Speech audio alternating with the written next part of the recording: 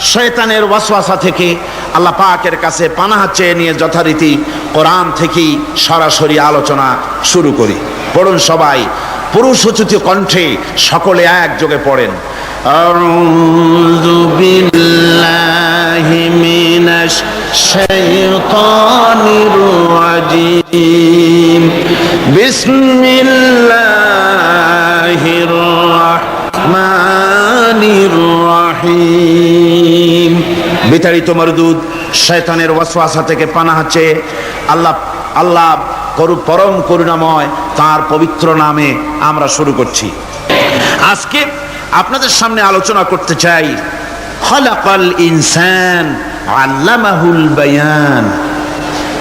তিনি মানুষ সৃষ্টি করেছেন। আজকে আপনাদের সামনে বলা হবে মানব সৃষ্টি রহস্য।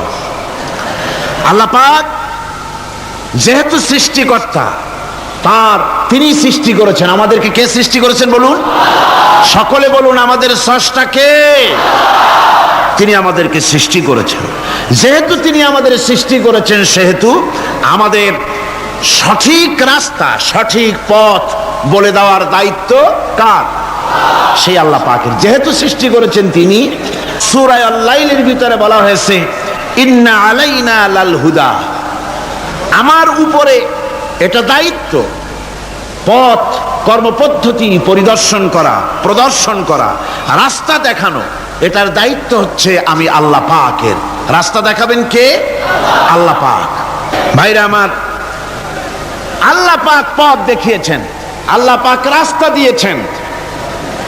মরুভূমির ভিতরে যে রব্বুল আলামিন পথের নিশানা তৈরি করে দিলেন, যেখানে গভর্নমেন্ট রাস্তা বানাতে পারে না, মরুভূমির ভিতরে যিনি পথের নিশানা বানালেন মানুষ যেন না হারায়। যে আল্লাহ রাব্বুল আলামিন দুর্গম পাহাড়ের ভিতরে গিরিপথ তৈরি করে দিলেন, মানুষ যেন হারায় না যায়।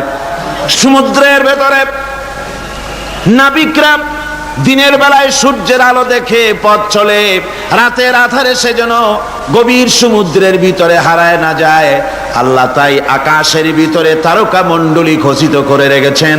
সমুদ্রের নাবিকেরা, জাহাজের নাবিকেরা তারকা দেখে দেখে পথ নির্ণয় করে নেন। যে মাবুদ রাস্তা বানালেন জঙ্গলের ভিতরে, পাহাড়িয়া এলাকার ভিতরে, যে মহান প্রভু রাস্তা বানালেন, নিশানা বানালেন মরুভূমির ভিতরে, যিনি রাস্তা দেখায় দিলেন গভীর সমুদ্রের ভেতরে, সেই আল্লাহ রাব্বুল আলামিন। আমরা দুনিয়ার বুকে মানুষেরা অন্ধকারে মরবো, রাস্তা হবে না, এমনটি তো হতেই পারে না। আল্লাহ রাব্বুল আলামিন আমাদের জন্য রাস্তা বানায়েছেন। মহান আল্লাহ রাব্বুল আলামিন বলেন وعلى الله قصد السبيل ومنها جائر।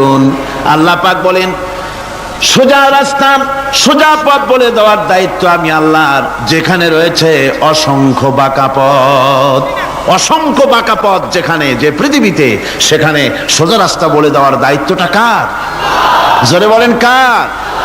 আল্লাহ শুধু সৃষ্টি করেন না, সৃষ্টি করেন, শিক্ষা দেন, পথ বলে দেন, পথটাও বাকি রাখেন না, পথটাও তিনি বলে দিয়ে দেন। হযরতে মূসা আলাইহিস সালামের কাছে ফেরাউন প্রশ্ন করলো, তুমি যে রবের দাবি করছো, যে একজন রব আছেন, সে রবের পরিচয় কি? তোমার সেই রব কে? হযরতে মূসা আলাইহিস সালাম যে জবাবটা দিলেন, কি সুন্দর জবাব! এক কথার ভিতরে সমস্ত কথা সন্নিবেশিত হয়ে গেছে। ফেরাউনের প্রশ্নের জবাবে রব কে, এ কথার জবাব দেওয়া যায়, হাজার হাজার পৃষ্ঠা লেখা যায়। রবকে, তার পরিচিতি। আমি যদি এখন শুধু রব শব্দের ব্যাখ্যা করি, তাফসীর করি, রাত শেষ হয়ে যেতে পারে, ইনশাআল্লাহ ব্যাখ্যা দেওয়া যাবে। কিন্তু মূসা আলাইহিস সালাম কি সুন্দর একটা জবাব দিয়া দিলেন। রবকে শোনো, রব্বুনাল্লাযী আ'তা কুল্লা শাইইন খালকাহু সুম্মা হাদা। রব হচ্ছেন সেই, আমার প্রভু হচ্ছেন তিনি, যিনি সমস্ত সৃষ্টিকে, সমস্ত মাখলুকাতকে যিনি সৃষ্টি করেছেন, আর সৃষ্টি করার পর তার চলার জন্য পথ তৈরি করে দিয়েছেন। তিনি হচ্ছেন আল্লাহ পাক, যিনি সৃষ্টি করেন। আর খালাকাল ইনসানা আল্লামাহুল বায়ান, তিনি মানুষ সৃষ্টি করেছেন। আমি সম্ভবত দ্বিতীয় দিনে আপনাদেরকে বলেছিলাম, মানুষ বানর থেকে আসে নাই, মানুষ ওরাং ওটাং থেকে আসে নাই, মানুষ শিম্পাজি থেকে আসে নাই, মানুষ বাঁদরের গোষ্ঠী নয়, মানুষ এসেছে মাটি থেকে, আদম থেকে। মানুষের পূর্বপুরুষ হচ্ছেন হযরতে আদম আলাইহিস সালাম। মানুষের পূর্বপুরুষ কে? আদম আলাইহিস সালাম। আর মানুষের পূর্বপুরুষ হচ্ছেন আদম আলাইহিস সালাম, আর তার উৎপত্তি হচ্ছে মাটি থেকে। মানুষ এসেছে আদম থেকে, আদম এসেছে মাটি থেকে। এখন আল্লাহ পাক বলছেন যে আমি হচ্ছি তোমার স্রষ্টা, আমি তোমাকে বানাইছি। কোরআনে কারীমের কথা এভাবে বলছে, কাইফা তাকফুরুনা বিল্লাহি ওয়া কুনতুম আমওয়াতান ফাহিয়াকুম সুম্মা ইউমীতুকুম সুম্মা ইউহয়ীকুম সুম্মা ইলাইহি তুরজাউন। হে মানুষ, তোমরা কিভাবে কুফরি করো, অস্বীকার করো, আল্লাহর সাথে নাফরমানি করো? কিভাবে করো? যে আল্লাহ তুমি ছিলে মৃত্যু, তোমাকে আল্লাহ পাক জিন্দা করেছেন। এই জিন্দা থেকে আবার মৃত্যু করবেন, আবার মৃত্যু থেকে তোমাদেরকে জিন্দা করবেন, আবার সেই আল্লাহর কাছে তোমাদেরকে ফিরে আসতে হবে। সুতরাং মানুষ জন্মের পূর্বে সব মৃত্যু ছিল, এ কথা তো আজ বিজ্ঞান সম্মত কথা, বৈজ্ঞানিক সত্য কথা। মানুষ জন্মের আগে মৃত্যু ছিল। কিভাবে? মানুষের উৎপত্তি কোত্থেকে এলো? কোরআনে কারীম তা পরিষ্কার করে বলছে। তোমাকে কিভাবে সৃষ্টি করেছে তুমি দেখো। সন্তান মায়ের জরায়ুতে আসার পূর্বে সে ছিল পিতার শুক্রকীট আর মায়ের ডিম্বাণু, অর্থাৎ স্পার্মটোজন এবং ওভাম, এই দুটি জিনিসের মধ্যে সে বিভক্ত ছিল। মায়ের বক্ষপিঞ্জর এবং পিতার পৃষ্ঠদেশ থেকে সবেগে নির্গত এক ফোঁটা পানি দিয়ে আমি আল্লাহ পাক তোমাকে সৃষ্টি করেছি।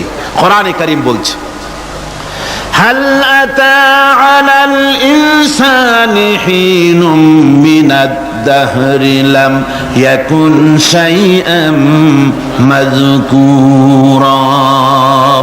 মানুষের জীবনে কি এমন এক সময় এসেছিল না যখন সে উল্লেখযোগ্য বিষয় বস্তু হিসাবে পরিগণিত ছিল না? তোমার নাম ছিল না, পরিচয় ছিল না, কিছুই ছিল না, দুনিয়ার কেউ তোমাকে জানতো না, শুনতো না। আমি আল্লাহ পাক তোমাকে সৃষ্টি করেছি। তুমি কোত্থেকে এলে? কোরআনে কারীম থেকে তা জেনে নাও। আল্লাহ রাব্বুল আলামিন বলেন, ইন্না খালাকনাকুম মিন তুরাবিন সুম্মা মিন নুতফাতিন সুম্মা মিন আলাকাতিন সুম্মা মিন মুদগাম। আমি রব্বুল আলামিন তোমাকে সৃষ্টি করেছি, মাটির উপাদান দিয়ে তৈরি করলাম। মা বাপের, পুরুষের স্পার্মটোজন আর মহিলাদের ওভাম দুটি মিলে মায়ের গর্ভের ভিতরে নাপাক পানি ফোঁটাকে জমাট রক্তে পরিণত করে দিলাম। এই জমাট রক্তকে গোশত বানালাম, কচি কচি হাড় দিয়ে একটা বডি, একটা স্ট্রাকচার তৈরি করলাম।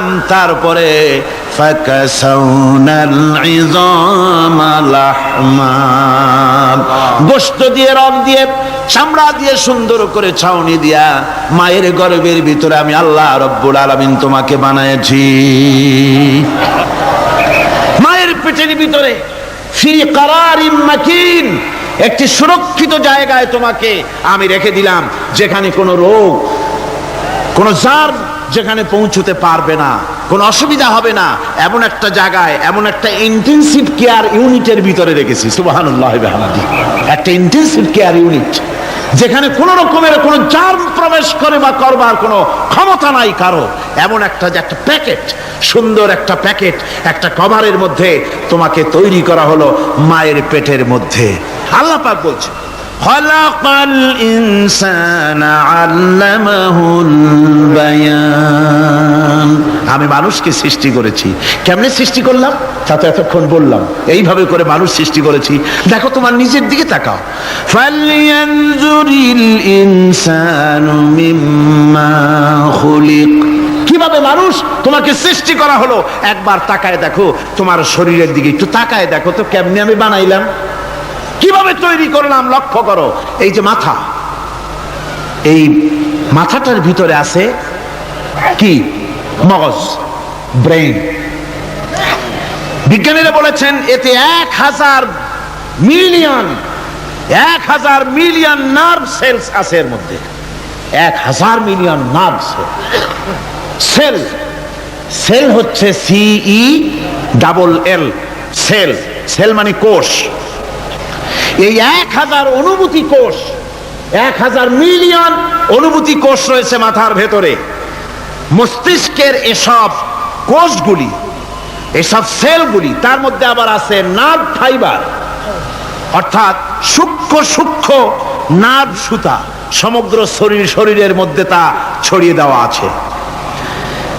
এই সূক্ষ্ম সুতার মাধ্যমে ঘন্টায় 70 মাইল বেগে শরীরের প্রত্যেকটা অঙ্গ প্রত্যঙ্গের খবর মস্তিষ্কের মধ্যে চলে যায়। সুবহানাল্লাহ ওয়া বিহামদিহি।